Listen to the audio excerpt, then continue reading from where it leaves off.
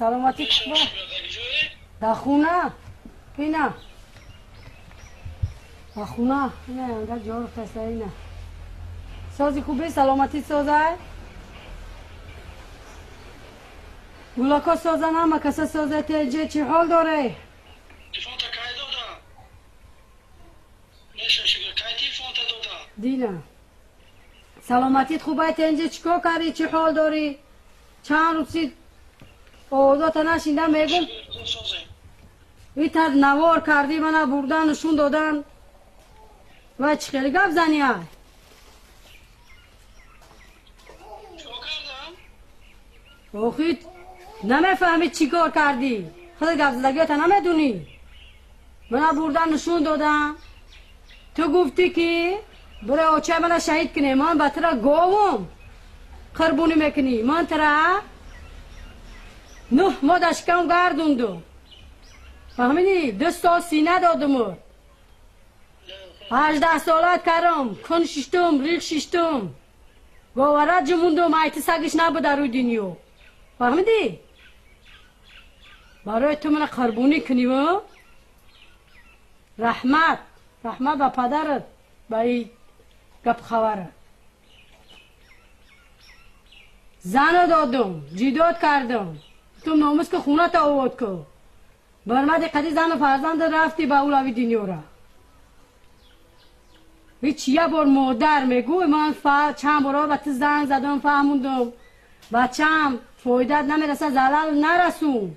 مونده در همین وطنی تنج ساز بگردم فهمیدی؟ میتونی گفتم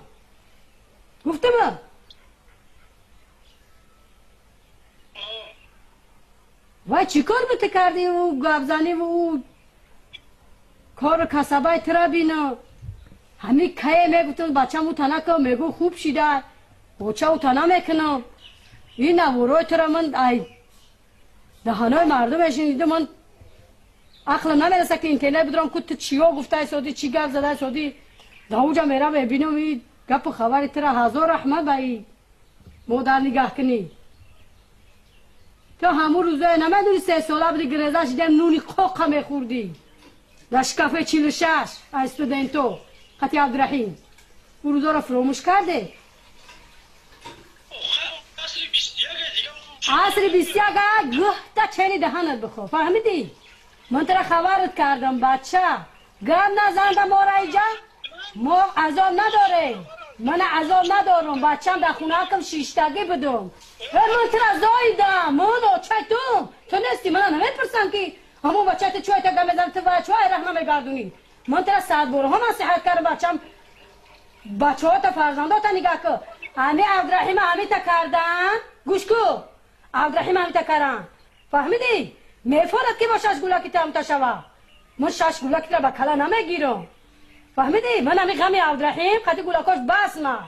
مونده همی تا جونم برویه برای تو جونم دیگه نبرویه فهمیدی؟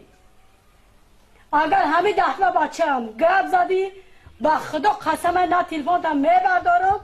من دیگه همتری بچه ندارم تو اوچه نداری فهمیدی؟ تمام